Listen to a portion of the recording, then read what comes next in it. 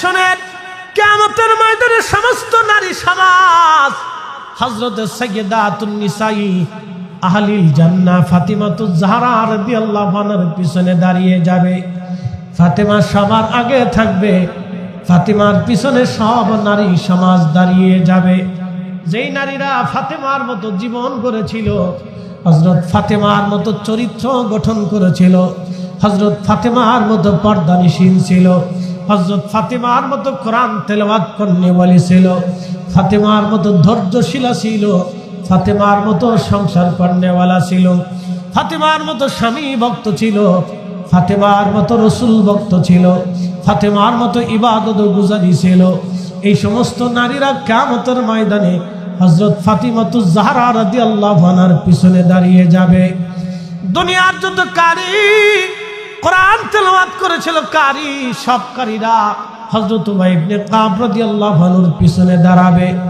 নবীজি বললেন, উম্মতের আরে দুনিয়ার যত মুয়াজ্জিন সব মুয়াজ্জিনরা আমার বেলালের পিছনে দাঁড়াবে, কারণ আমার বেলাল হলো মুয়াজ্জিনদের সর্দার।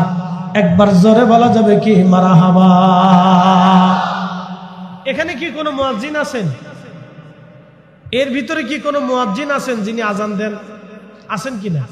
আচ্ছা মাশাআল্লাহ। কেউ যদি আজান দিয়ে থাকেন, আমি একসময় দিছিলাম, আমি একসময় মুয়াজ্জিন ছিলাম না তা না, একসময় মুয়াজ্জিন ছিলাম, কারি ছিলাম, ইমাম ছিলাম, কোন বক্তা হয়েছে, ঠিক আছে।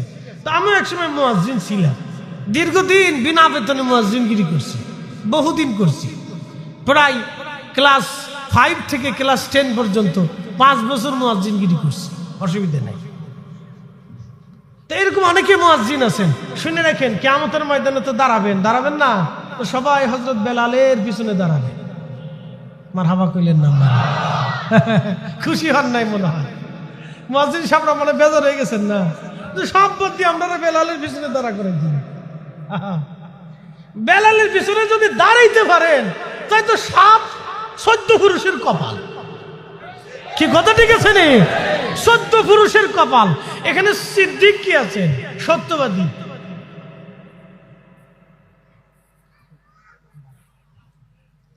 যদি সিদ্দিক হয়ে থাকেন, মানে সত্যবাদী কিভাবে আমি বলে দিই। আমরা সবাই কম বেশি মিথ্যা কথা বলছি। মুফতি সাহেব বলছে, আমিও বলছি, বুজুর্গি দেখানোর কিছু নাই। কি কথা ঠিক আছে না?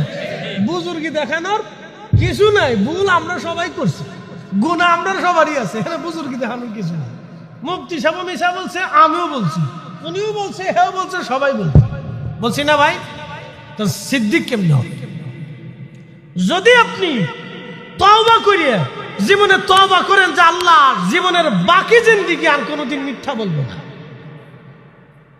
সত্যের উপরে যদি থাকতে পারেন, তাহলে মনে রাখেন কিয়ামতের ময়দানে আবু বকর সিদ্দিক রাদিয়াল্লাহু আনহুর পিছনে আপনার জায়গা হয়ে যাবে। একসাথে বলবেন না মারহাবা? ওয়াজ শুনে যান, খালি তো চারপাশে তো ঘুরবেন আর তারপরে খেয়ে চলে যাবেন। ওটা লাভ নাই, এটা করে লাভ নাই। দুনিয়ার ভিতরে যারা ন্যায় বিচার করে, সালিশ দরবার অনেকে করে না, যারা রাজনীতি করেন, প্রশাসনের চাকরি করেন, আদালতের চাকরি করেন, অ্যাডভোকেট আছেন, জজ আছে, যারা বিচারক আছে, তারা শুনে যাবেন, যারা সমাজে বিচার আচার করেন, কিন্তু বিচার করার সময় আত্মীয় স্বজন দেখেন না, দল দেখেন না, মত দেখেন না, ধনী দেখেন না, গরিব দেখেন না, সমানভাবে বিচার করেন, তারা শুনে নেন কিয়ামতের ময়দানে হযরত ওমরের পিছনে আল্লাহ আপনার দাঁড়া করাই দিবে।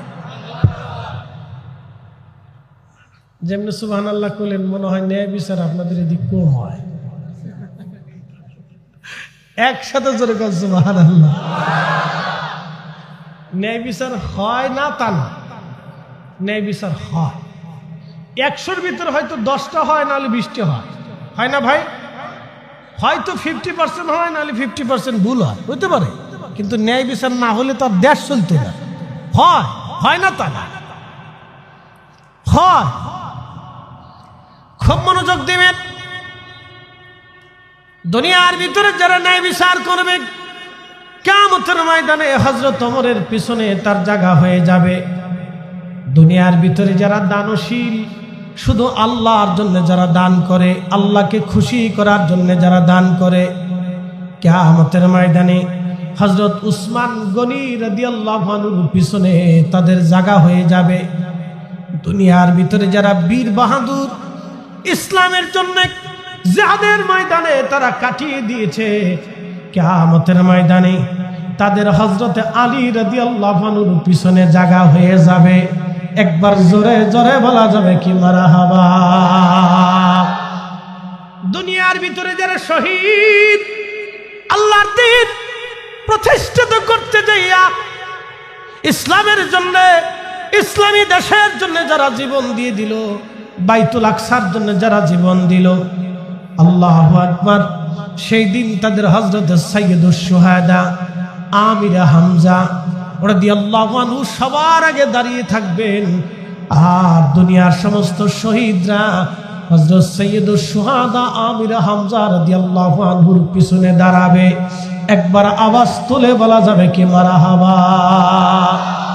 দুনিয়ার সমস্ত যুবক, যুবকরা শুনে যান, যে যুবকরা যৌবনে আল্লাহর ইবাদতে কাটিয়ে দিয়েছে, যে যুবকরা যৌবনে আল্লাহর ইবাদতে কাটিয়ে দিল, আল্লাহকে খুশি করার জন্য কাটাইল, ওই যুবক যৌবনে আল্লাহকে খুশি করে কবরে চলে গেল। আহা, এই সমস্ত জান্নাতি যুবকরা হযরত ইমাম হাসান হুসাইন রাদিয়াল্লাহু আনহুমার পিছনে দাঁড়িয়ে যাবে। একটা জবান বন্ধ থাকবে না, জোরে আওয়াজ তুলে বলেন মারহাবা। শোনেন, কিয়ামতের ময়দানে সমস্ত নারী সমাজ হযরত সাইয়্যিদাতুন নিসাই আহলিল জান্নাহ ফাতিমাতুজ জাহরা রাদিয়াল্লাহু আনহার পিছনে দাঁড়িয়ে যাবে। ফাতেমা সবার আগে থাকবে, ফাতেমার পিছনে সব নারী সমাজ দাঁড়িয়ে যাবে।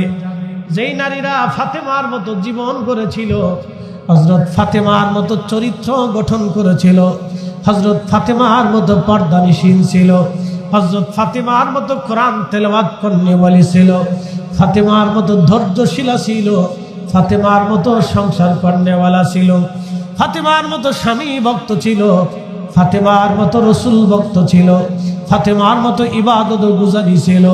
এই সমস্ত নারীরা কিয়ামতের ময়দানে হযরত ফাতিমাতুজ জাহরা রাদিয়াল্লাহু আনহার পিছনে দাঁড়িয়ে যাবে। দুনিয়ার যত কারি কোরআন তেলাওয়াত করেছিল, কারি সব কারীরা হযরত উবাই ইবনে কাব রাদিয়াল্লাহু আনহুর পিছনে দাঁড়াবে। দুনিয়ার যত মুজাহাদা, দুনিয়া বিরাগী বলে মুজাহাদা কি? মুজাহাদা তরিকার একটা সবক, মুজাহাদা, মুরাকাবা, মুশাহাদা, মুজাহাদা। অনেকে মনে করে এগুলি সব বুঝি বেদাত। আপনি বুঝেন নাই এগুলির মর্মার্থ, আজকে বুঝে যান। মুরাকাবা, মুরাকাবা মানে ধ্যান করা, চিন্তায় নিমগ্ন হওয়া। ওয়াতাফাক্কারুনা ফি খালকিস সামাওয়াতি ওয়াল আরদ, আসমান জমিনের ভিতরে যা কিছু আছে সব কিছু নিয়ে ফিকির করা, চিন্তা করা, গবেষণা করা, নিজের ধ্যান খেয়ালকে আল্লাহর দিকে নিবদ্ধ করা, এটার নাম হচ্ছে মুরাকাবা। মুশাহাদা মানে এই ধ্যান ও খেয়ালের মাধ্যম দিয়ে শুধু আল্লাহকে অনুসন্ধান করা, আপন মুর্শিদের দেখানো বাতলানো রাস্তা অনুযায়ী এই রাস্তায় নিজেকে বিচরণ করিয়া, সুলুক করিয়া সালেক যখন আল্লাহর সান্নিধ্য চলে যায় তখন বলা হয় মুশাহাদা। মুজাহাদা হচ্ছে একজন আল্লাহর ওলি দুনিয়া বিরাগী হইয়া, সমস্ত সহায় সম্পদ থেকে বিচ্যুত হইয়া আল্লাহকে পাওয়ার জন্য রাস্তায় বের হয়ে যায়। আমার পীরের নামে কোনোদিন কোনো পাসপোর্ট দেখাইতে পারবেন না, আমার পীরের নামে কোনো অ্যাকাউন্ট ছিল না, আমার পীরের নামে ব্যাংকের কোনো অ্যাকাউন্ট ছিল না, একটা কাগজ পর্যন্ত আমার হুজুর কেবলার নামে ছিল না, এক টুকরা জমিও হুজুর কেবলার নামে কোনোদিন ছিল না। একবার জোরে বলা যাবে কি আল্লাহু আকবার। এক টুকরা জমিও হুজুর কেবলার নামে ছিল না, কারণ উনি দুনিয়া বিরাগী জাহিদ ছিলেন, মুজাহাদা করেছিলেন। কারণ আমাদের সবকের ভিতরে একজনের নাম আছে, তার নাম হযরত সালমান ফার্সি রাদিয়াল্লাহু আনহু। সালমান ফার্সি থেকে এই তরিকা, আল্লাহর নবী থেকে, আল্লাহর নবী থেকে সালমান ফার্সি, সালমান ফার্সি থেকে হযরত আবু বকরের সন্তান এরপরে হযরত ইমাম জাফর সাদেক থেকে বাইজিদ বুস্তামি থেকে আবুল হাসান খেরকানি থেকে আলিফ আহমদি তুষি, এইভাবে হয়ে হজরতে নকশবন্দি রহমত বাহাউদ্দিন বুখারী রহমাতুল্লাহ আলাইহি হয়ে খাজা বাকিবিল্লাহ হয়ে হযরত শাইখুনা ইমামুনা মুজাদ্দিদ আল ফাসানি সেরহিন্দি হয়ে এইভাবে আমাদের তরিকা চলে এসেছে। তা আমাদের তরিকার যিনি ঊর্ধ্বতন পূর্বপুরুষ ছিলেন তার নাম হযরত সালমান ফার্সি 250 বছরের একজন সাহাবী ছিলেন। 250 বছর পর্যন্ত আল্লাহ তার দুনিয়াতে হায়াত দিয়েছিলেন। 250 বছরের জীবিত সালমান ফার্সি ইন্তেকালের আগে তিনি ইরাকের গভর্নর ছিলেন। প্রত্যেক মাসে 4,000 থেকে 6,000 দিরহাম বেতন আসতো ওনার নামে। বাইতুল মাল থেকে ওনার নামে বেতন ধার্য হতো 6 থেকে 5,000। এই 6,000 দিরহাম উনি পাওয়ার সাথে সাথে ইরাকের যত গরিব মিসকিন ছিল সবাইরে ডাক দিতেন, সবাইরে ডেকে গরিবদের মাঝে সব সম্পদ বন্টন করে দিতেন।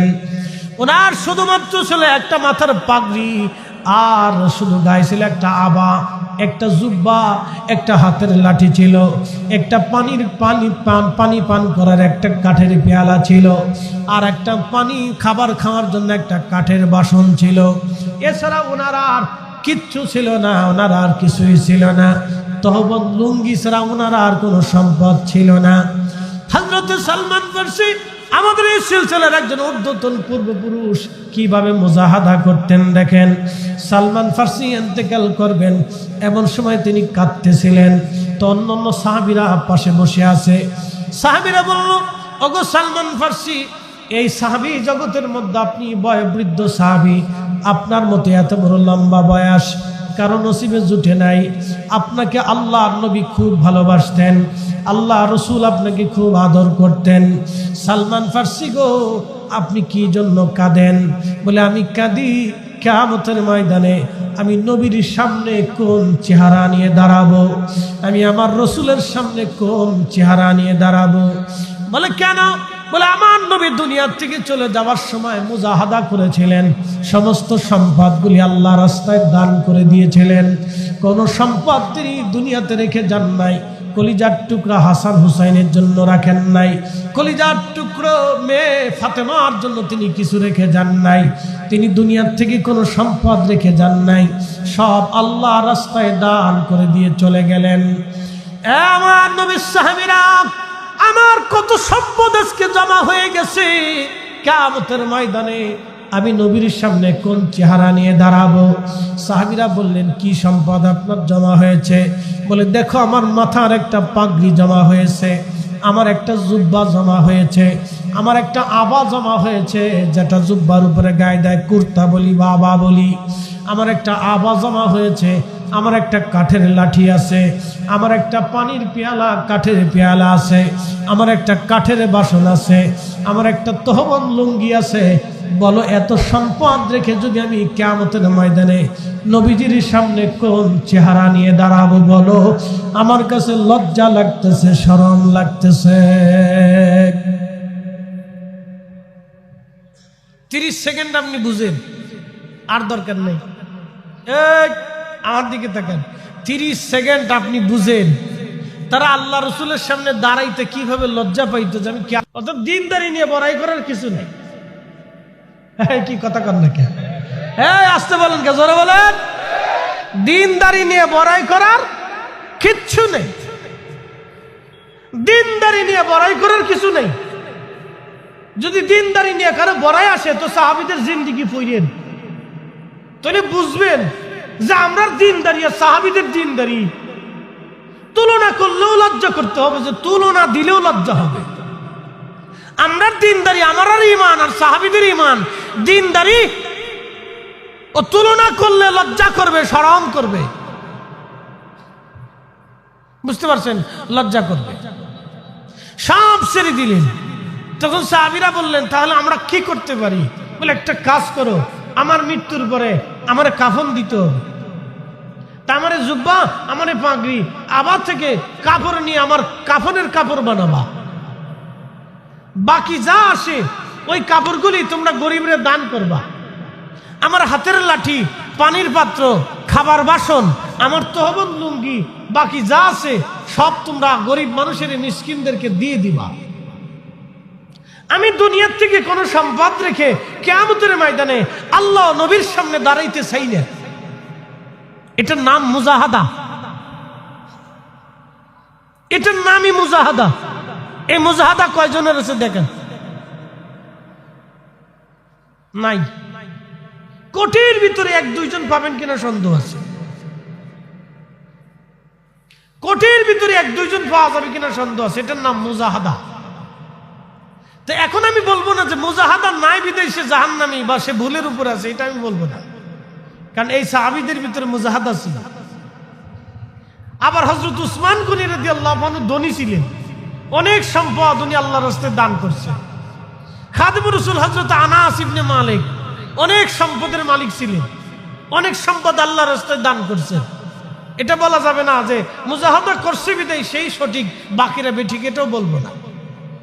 কিন্তু বলতে হবে দিনদারির ক্ষেত্রে, একনিষ্ঠতার ক্ষেত্রে তারা আমাদের থেকে অনেক মূল্যবান এবং দামি। কথা বলে ঠিক না বেঠে? বলতে হবে। প্রিয় উপস্থিতি হাজিরিন, খুব মনোযোগ দিবেন। এই জন্য ওলিদের একটা তবকার নাম মুজাহাদা। যারা মুজাহাদা করেন তারা জাহিদ। এই জাহিদ সাহাবীদের মধ্যে একজন সাহাবী ছিলেন আবু যর গিফারি।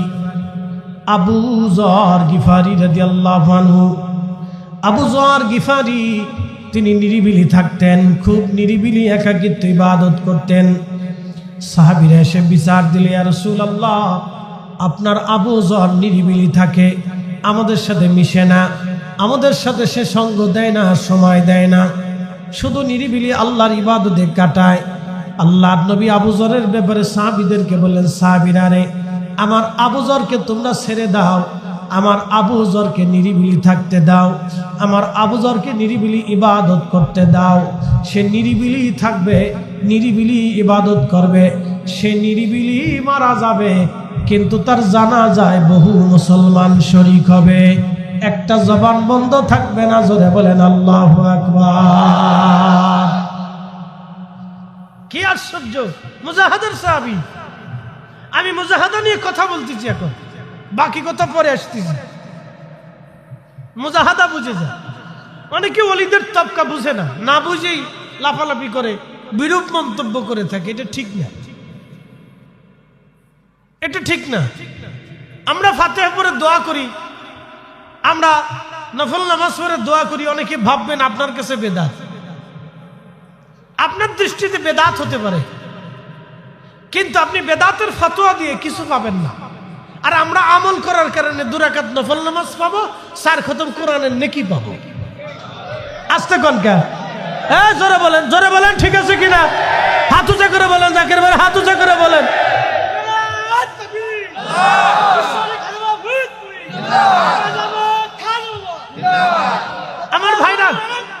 আমার ভাইরা বেদাতের ফতোয়া দিয়ে নিজেরা নিবৃত্তে থাকবে, কিন্তু আমরা 2 রাকাত নফল নামাজ পড়ার কারণে আমরা আমল নামায় নেকি হবে, আর ফাতিহা পড়ার কারণে 4 খতম কোরআনের নেকি জমা হয়ে যাবে।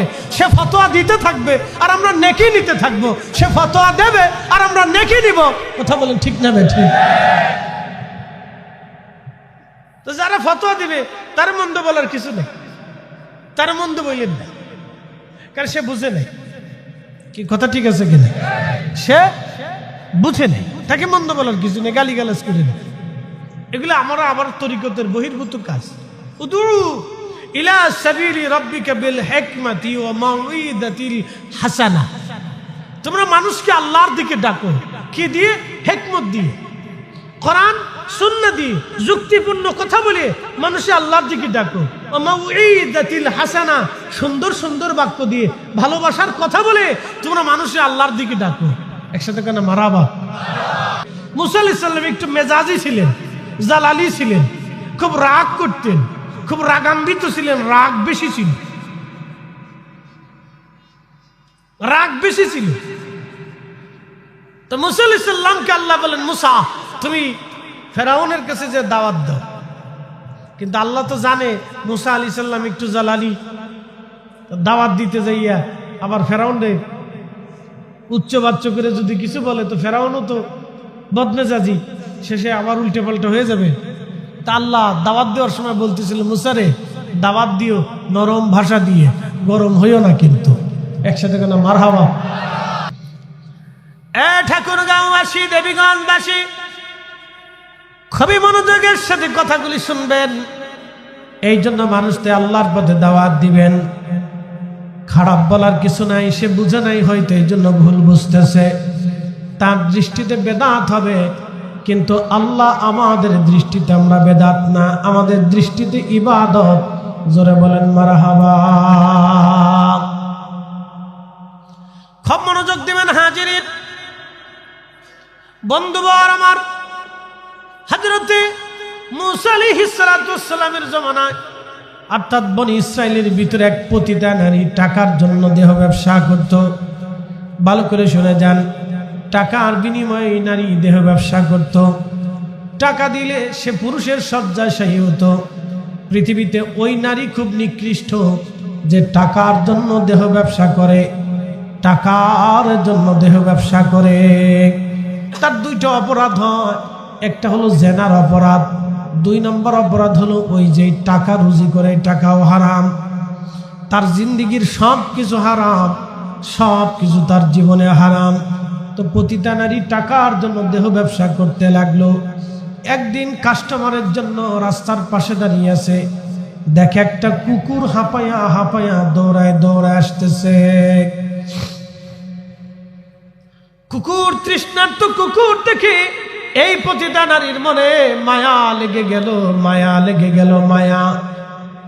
ভালো করে বুঝে যান, পতিতা নারীর মনে মায়া লাগলো। আমার রব, আমার আল্লাহ, আমার নবী বলতেছেন, উম্মত রে, মায়া লাগার পরে মহিলার পায়ের মধ্যে চামড়ার মোজা ছিল। এই চামড়ার মোজা খুলে চামড়ার মোজার ভিতরে রশি বেঁধে কুয়ার ভিতর থেকে সে পানি উঠাইলো। পানি উঠাইয়া এই পানি কুকুরকে পানি পান করাইলো। কুকুরকে পানি পান করানোর কারণে কুকুরের তৃষ্ণা মিটে গেল।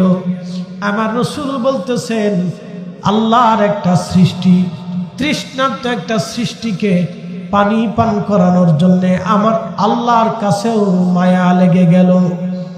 সৃষ্টিকে মায়া করার কারণে আমার আল্লাহর দরবারেও মায়া লেগে গেল, মায়া লাগলো। এটাকে বলে ইহসান বিল ইহসান, দয়ার বিনিময়ে দয়া, দয়ার বিনিময়ে দয়া, দয়ার বিনিময়ে দয়া, ক্ষমার বিনিময়ে ক্ষমা।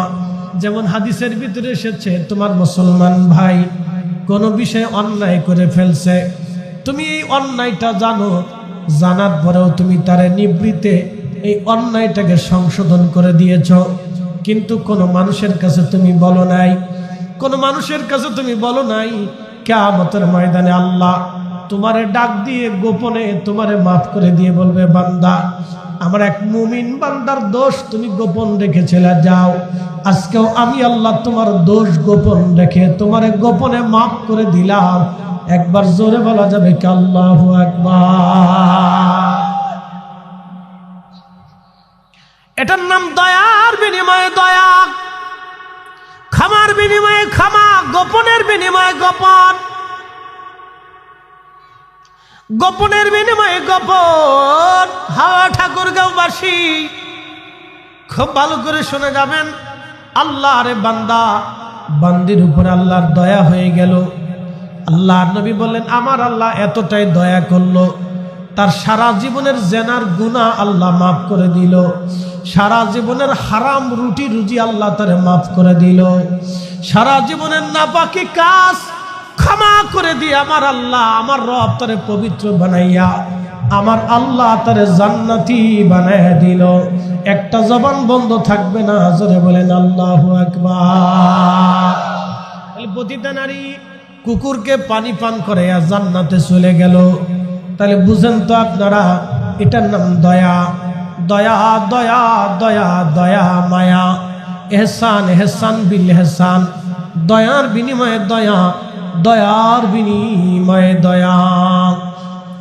এই পতিতা নারী কুকুরকে পানি পান করে বেহেশত চলে গেল। ভাই আমার, খুব মনোযোগ দিবেন।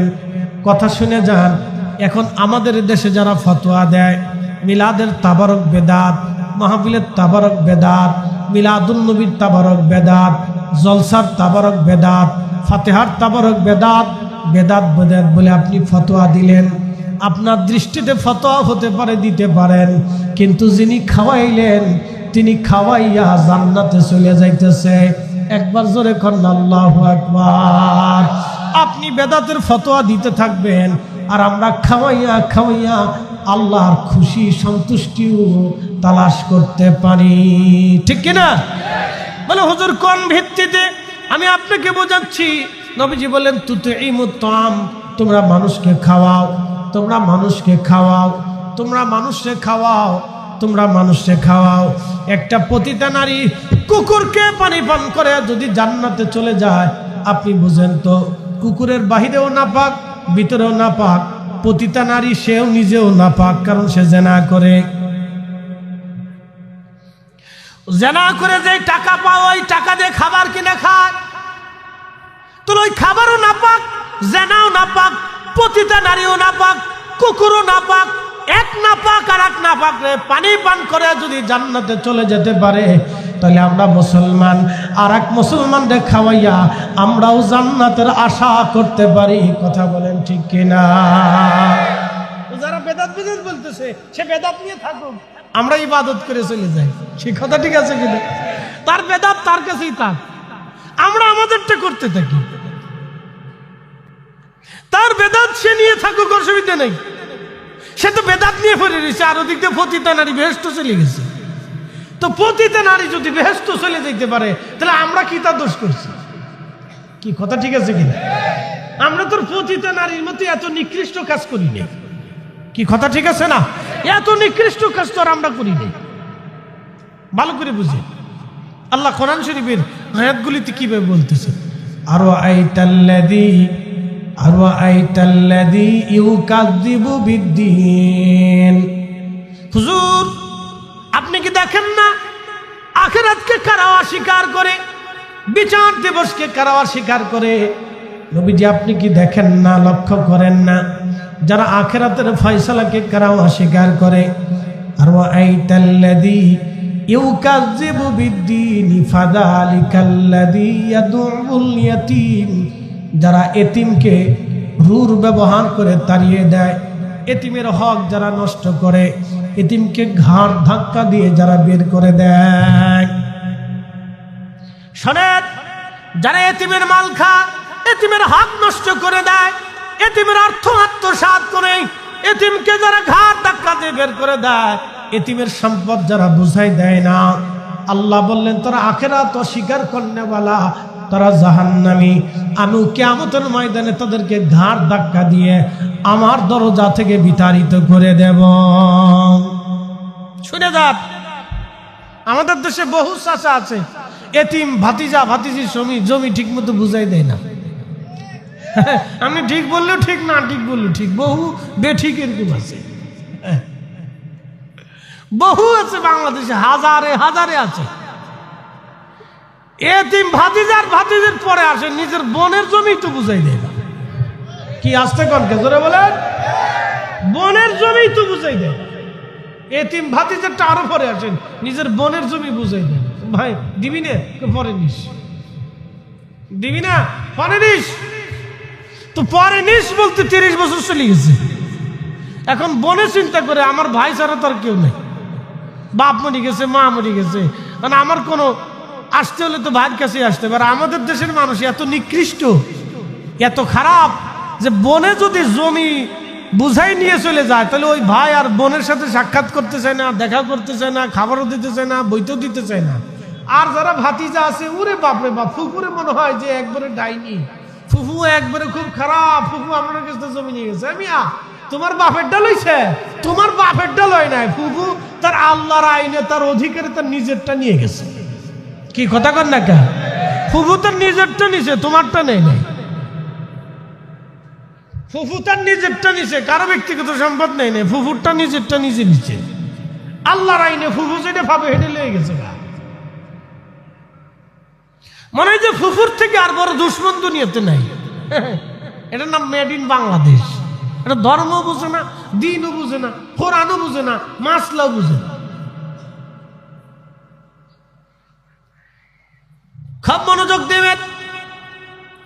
ঠাকুরগাঁওবাসী, রব্বুল আলামিন আমার রব আমার আল্লাহ পাকের পরে বললেন, ওয়ালা ইয়াহুদ্দু আলা তাআমিল মিসকিন, যারা মিসকিনকে খাদ্য দানে অনুৎসাহিত করে, যারা মিসকিনকে খাদ্য দানে যারা অনুৎসাহিত করে, নিজেরাও খাওয়াবে না, অন্যকেও খাইতে দেবে না, নিজেরাও খাওয়াবে না, অন্যকেও খাইতে দিতে চাবে না, এমন মিসকিনকে খাদ্য দানে যারা অনুৎসাহিত করে, তারা কিয়ামতের ময়দানে বিতাড়িত হবে।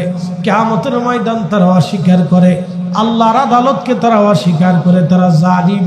এই জালিম থেকে আল্লাহ আমাদের হেফাজত করুক, জোরে বলেন আমিন। ইমাম আবু হামেদ গাজ্জালি রহমাতুল্লাহ আলাইহি বিশ্ববিখ্যাত ইমাম ছিলেন। নিজামুল মুলক অর্থাৎ সেলজুক সাম্রাজ্যের একজন উজির আজম ছিল, খুব প্রভাবশালী উজির নিজামুল মুলক। এই নিজামুল মুলকের এই মাধ্যম দিয়ে একটা মাদ্রাসা বানানো হয়। মাদ্রাসার নাম মাদ্রাসায়ে নিজামিয়া। এই মাদ্রাসায় 60,000 ছাত্র ছিল তৎকালীন জমানায়। এক আর দুইজন না, 60,000 ছাত্র ছিল। এই 60,000 ছাত্রের এত বড় মাদ্রাসার যিনি প্রধান, তিনার নাম ইমাম আবু হামেদ গাজ্জালি, যার লকব ছিল হুজ্জাতুল ইসলাম, যাকে ইসলামের দলিল বলা হতো। উনি শুধু আলেম ছিলেন না, উনি আবেদ ছিলেন, উনি জাহেদ ছিলেন, উনি অনেক বড় আল্লাহর ওলি ছিলেন। উনি ইন্তেকাল করলেন। ইন্তেকাল করার পরে একজন আল্লাহর ওলি তার স্বপ্ন দেখাইলেন। আল্লাহর ওলি স্বপ্ন দেখে বলেন, আবু হামেদ, আল্লাহ তোমার সাথে কেমন ব্যবহার করেছে? ইমাম গাজ্জালি বললেন, ভাই, আল্লাহ আমাকে মাফ করে দিয়েছে। বলে, আবু হামেদ বলবা কি, জীবনের কোন আমলের কারণে আল্লাহ তোমারে মাফ করে দিয়েছে? আবু হামেদ গাজ্জালি রহমাতুল্লাহ আলাইহি বলেন, আল্লাহর বান্দা, আমার ইন্তেকালের পরে আল্লাহর দরজায় আমি দাঁড়াইলাম, রবের সামনে আমাকে উপস্থাপন করা হলো। আমার আল্লাহ আমারে ডাক দিয়ে বলেন, আবু হামিদ, আমি তোমার দুনিয়াতে পাঠাইছিলাম, বলো আজকে তুমি আমার কাছে ফিরে আসছো, তা আমার কাছে যে তুমি ফিরে আসছো, তুমি আমার জন্য কি নিয়ে আসছো বলো। ইমাম আবু হামেদ গাজ্জালি চিন্তায় পড়ে গেলেন, নামাজের কথা যদি বলি, জীবনে কত নামাজ ইখলাসের সাথে হয় নাই। রব যদি জিজ্ঞাসা করে কি জবাব দিব? না, নামাজের কথা বলবো না। চিন্তা করলো রোজার কথা বলি, তো রোজার চিন্তা করে আবার চিন্তা করলো না, রমজানও তো ইখলাসের সাথে হয় নাই। কারণ বহু রোজাদার রোজা রেখে মিথ্যা বলে, বহু রোজাদার রোজা রেখে চগলখুরি করে, বহু রোজাদার রোজা রেখে গীবত করে, বহু রোজাদার রোজা রেখে আপনার কি বলে বুহতান করে, বহু রোজাদার রোজা রাখার পরে ভাই আমার মিথ্যা কথা বলে, ওজনে কম দেয়, মালে ভেজাল দেয়, বহু রোজাদার গালিগালাজ করে, ফায়সা কথাবার্তা বলে। তার মানে যে রোজা রাখার পরে মিথ্যা বলল, তার রোজা ঈমান ইহতিসাবের সাথে হলো না। রোজা রেখে যে গীবত করলো, ঈমান ইহতিসাবের সাথে হলো না। রোজা রেখে যে ফায়সা কথা বললো, ঈমান ইহতিসাবের সাথে হলো না। রোজা রেখে যে মালে কম দিল, ঈমান ইহতিসাবের সাথে হলো না। রোজা রেখে যে মানুষ ঠকাইলো, ঈমান ইহতিসাবের সাথে হলো না। রোজা রেখে যে আপনার ওই চগলখুরি করলো, ঈমান ইহতিসাবের সাথে হইল না। রোজা আল্লাহর জন্য রাখতে হবে, আল্লাহর জন্য, আল্লাহকে খুশি করার জন্য ঈমান ইহতিসাবের সাথে রাখতে হবে। ইমাম আবু হামেদ গাজ্জালি চিন্তায় পড়ে গেলেন, রোজার কথা যদি বলি তাহলে আল্লাহর দরবারে ধরা পড়ে যাইতে পারি। না না, রোজার কথা বলবো না। চিন্তা করলেন তাহলে যাকাতের কথা বলি, কিন্তু না, যাকাতও তো ইখলাসের সাথে নাও হইতে পারে।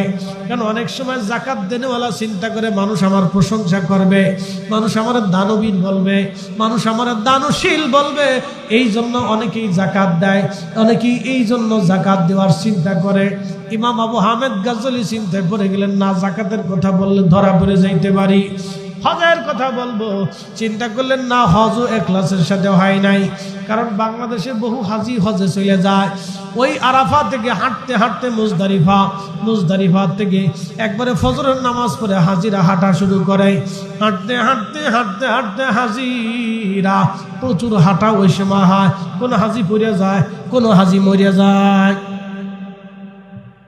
এই সময় খুব কঠিন। আরাফাত থেকে হাইটে মুজদালিফা, মুজদালিফার থেকে হাইটে হাজি যখন জমারাতের দিকে আসে, ওরে হাঁটারে ভাই। এই সময় হাজি বুঝে যে হজ কি জিনিস। 35 থেকে 40 লক্ষ হাজি একসাথে হাঁটে, একজন পড়ে গেলি আর ধরার সুযোগ নেই, শুধু টাইম দেয়, সাইডে করে রেখে দেয়, নেওয়ার সুযোগ নেই। সব হাজি না যাওয়া পর্যন্ত নেওয়ার রাস্তা নেই। এই সময় অনেক হাজি পড়ে যায়, মরে যায়। হ্যাঁ, মনে রাখেন, এই যে জোয়ান কালে হজ করেন, অনেকে চিন্তা করে বুড়া হইলে করবো, দাঁত দুধ পাইকে যাক, চুলদারি সাদা হোক, সামনা টামনা গুছাই যাক, নাতি ফুতি হোক, এরপরে যাবানি। ইস, ওই সময় হজ একদিক দিয়ে বুঝতে দেয়, একদিক দিয়ে ওর মুখ হয়ে যায়, তমুক দিক দিয়ে হেরামের কাপড় পেশাবে বুঝে যায়। কি কথা কর না কে? সমস্যা অনেক। এই জন্য জোয়ান কালে এহরামের এই হজ করে আসবেন, একসাথে করে আল্লাহু আকবার। জোয়ান কালে করবেন, যৌবনে হজ করে আসবেন, শক্তি থাকতে করবেন। এরপরে শয়তানকে পাথর মারতে গেলে সমস্ত শরীরের শক্তি দিয়ে শয়তানকে পাথর মারতে যায়। এই সময় শয়তানও দাঁড়ায় দাঁড়ায় চিন্তা করে, দেখি আমার পাথর মারার জন্য কেটে যাচ্ছে।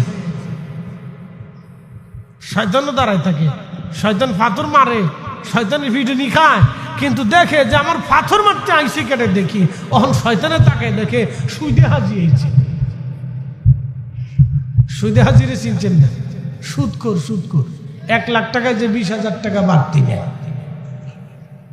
ডাক্তার ইউনূসের দলভুক্ত লোক যারা, আস্তে কোন এই দলের সদস্য যারা, তো শয়তানে দেখে যে সুদে হাজি হয়েছে আমার পাথর মারার লেগে। শয়তানে তখন ডাক ডাকে, দোস্ত তুই না আমার দলের লোক, সুদ খেয়ে সুদের টাকা দিয়েছিস আমার হজ করে, আমার পাথর মারার লেগে। দোস্ত এমনি তোর কাজ। শয়তানে তখন হাসে, দোস্ত তুই এসেছিস আমার পাথর মারার লেগে। আরাম শয়তানে তাকে দেখে, আর কোন আজি হয়েছে? দেখে ঘুষে আজি হয়েছে, ঘুষে আজি, ঘুষখোর। ঘুষের টাকা দিয়ে যে বেটা হজে গেছে, কিয়ামত পর্যন্ত হজ করবেন, কবুল হবে না। কি কথা কন নাকি? টাকা হারাম। জোরে বলেন টাকা কি?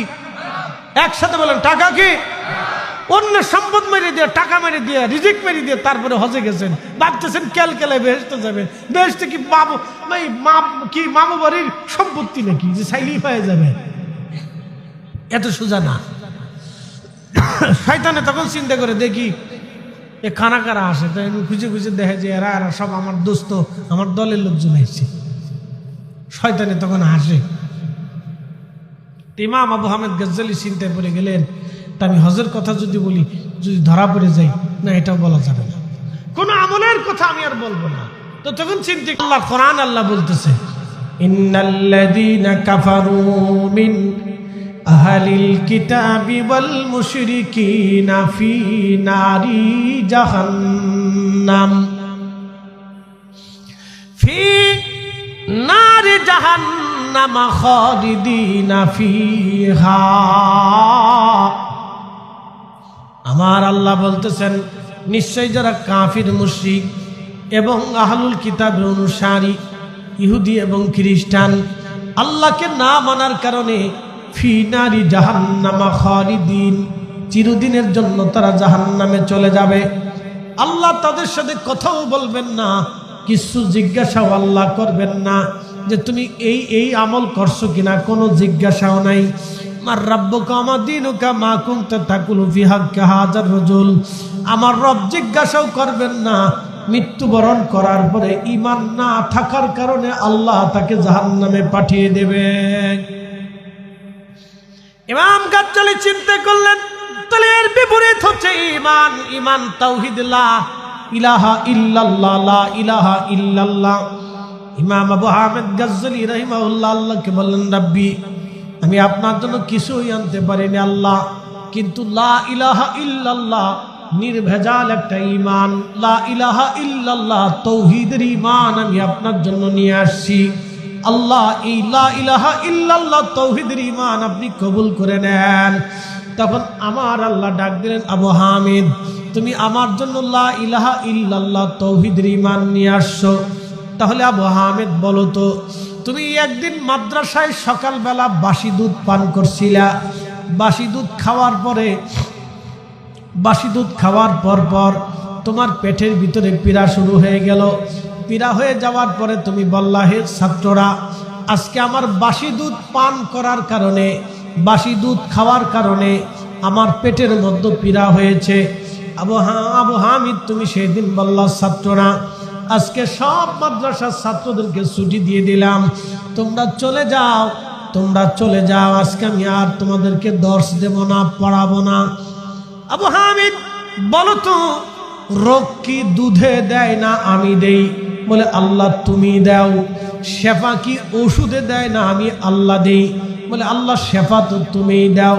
তাহলে আবু হামিদ বলো তো, সেই দিন যে তুমি বললা দুধ পান করার কারণে তোমার পেটের মধ্যে ব্যথা হয়েছে, সেই দিন লা ইলাহা ইল্লাল্লাহ, আমি আল্লাহ ব্যতীত আর কোনো মাবুদ নাই, এই বিশ্বাস তোমার কোন জায়গা ছিল? বুঝেন নাই? অনেকে বুঝেন নাই, রাত গভীর তো, এটা অনেক ফ্যাসের ওয়াজ, বুঝেন না? আরো বুঝাইতেছি। এখন জবাব দিয়েন যে কয়জন আছেন, বলেন আমাদেরকে খাওয়াই কে? আম গাছে আম দেয় কে? গম দেয় কে? মাছেরে খাওয়াই কে? পশু পাখিদেরকে খাওয়াই কে? কথা ঠিক আছে নি? জোরে বলেন, আমাদের রিজিক দেয় কে? একসাথে বলেন, জোরে বলেন, লা ইলাহা লা ইলাহা লা ইলাহা, আল্লাহ ছাড়া মাবুদ, আমাদের রিজিক আল্লাহ ছাড়া আর কেউ দেয়? ভালো করে বুঝেন, আল্লাহ ছাড়া আর কেউ দেয়? তাহলে এবার বুঝেন, আপনার বাড়িতে আগামী 3 দিনের খাবার জমা আছে কে?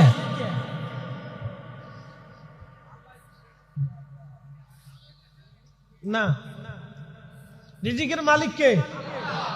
আগামী দিনের খাবার, আগামী ওক্তের খাবার কুকুরকে খাওয়ায় কে?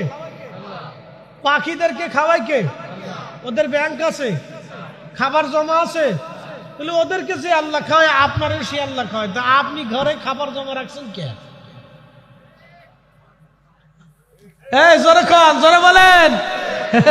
আমরা সবাই ধরা, একসাথে বলেন, আমরা সবাই ধরা।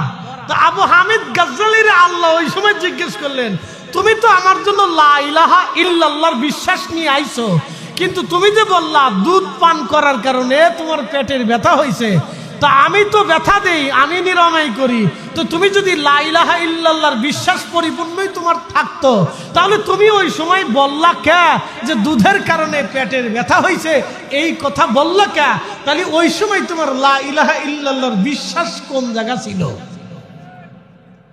ধরা না? ইমাম গাজ্জালি কয়, আমি ধরা পড়ে গেলাম। আমি কি পড়ে গেলাম? ধরা পড়ে গেলাম। কি বিপদ! ইমাম গাজ্জালি বলতেছেন, আমি রবের সামনে সিজদায় পড়ে গেছি। আল্লাহ, আমি আপনার জন্য কিচ্ছু আনতে পারি নাই, কিন্তু আমি আপনার গোলাম, আমি আপনার দাস, আমি আপনার বান্দা, আমি আপনার সৃষ্টি, আপনার রহমানের কারণে আপনি আমার মাফ করে দেন। একসাথে কেন আল্লাহু আকবার, একসাথে ডাক দেন, আল্লাহ ইয়া রহমান।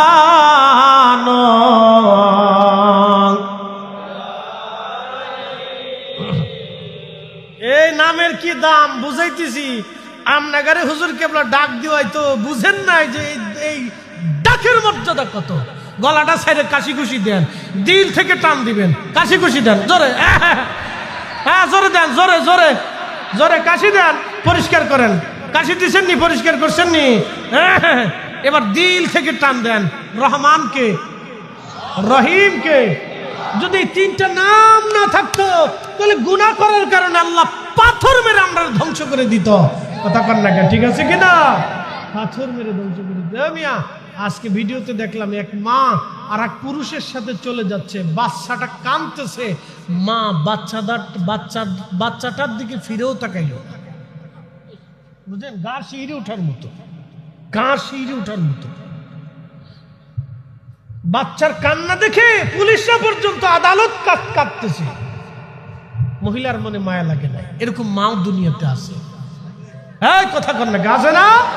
হ্যাঁ আছে। আবার এমন মা আছে নিজের সন্তানের জন্য নিজের জীবনকে কুরবানি করে দিছে। কি আছে না? আছে। এটার নাম রহিম, দয়া। দয়া। তো ওই মহিলা যে অপরাধ করছে, যদি আল্লাহর রহমান নাম না থাকতো, রহিম নাম না থাকতো, তাহলে ওই সময় মহিলার উপরে আল্লাহ পাথর নিক্ষেপ করত। কি কথা কন না? জোরে বলেন। ওই যে আসিয়ারে, তারপরে মাঝে মধ্যে দেখা যায় শিশু বাচ্চাদেরকে ধরে নিয়ে মেরে ফেলে দেয়, আছে না? গ্রামে ঝগড়া লাগছে, অনেক সময় ঝগড়ার কারণে বাচ্চা মেরে ফেলে দেয়। আহা, যখনই বাচ্চাটা মারছে, ঠিক ওই সময় আল্লাহর পাথর ওই বান্দার উপরে নিক্ষেপ হওয়ার কথা ছিল, কিন্তু করে নাই। কেন জানেন? রহমান আর রহিম নামের কারণে। আপনি নামটা বুঝলেন না, এই নামটা ধরে রাত 3টের সময় হুজুর ডাকতে বলছে, কেন জানেন? ক্ষমা হওয়ার কারণে। ইমাম গজ্জালি সেজদায় পড়ে বললেন, রব, আপনার রহমান রহিম নামের উসিলায় আমার মাফ করে দেন।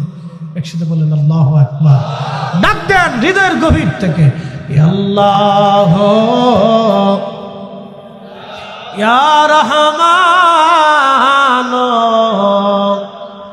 ইয়া রহিম, ইয়া আল্লাহ ইয়া রহমান ইয়া রহিম। অপরাধী বলে মাওলা, গুনাহগার বলে মাওলা, দূরে ফেলে দিও না, মাগফিরাতের দ্বার হইতে নায়মে দো কইর না। আল্লাহ ইয়া রহমান,